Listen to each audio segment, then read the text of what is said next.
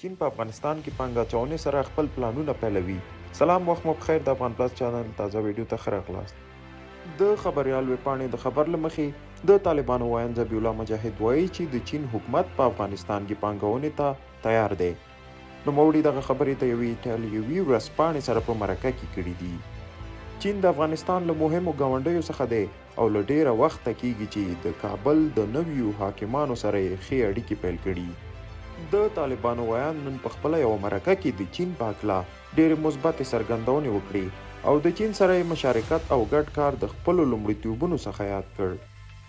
یاد ویان د چین د سترې پروژې څخه هم ملاتړ څرګند کړ او یاده یې کړه چې دوی د یو لار یو کمربند پروژې ته لیوال دي او غواړي په افغانستان کې د چین د سترو پروژو ښه راغلاست وکړي.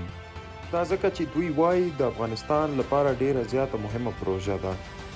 له بلې خوا چین هم ویلي چې په افغانستان کې د امنیت د ټینګېدو سره تیار دی چې پانګونه وکړي. د اوس لپاره چین په افغانستان کې د خپل سفارت دوام او د افغانستان سره په بشري مرستو باندې کفایت کړی دی. خو دا په ډاګه نه ده چې چین به څه ډول او له کومو لارو څخه کار واخلي ترڅو په افغانستان کې پانګه اچونه وکړي.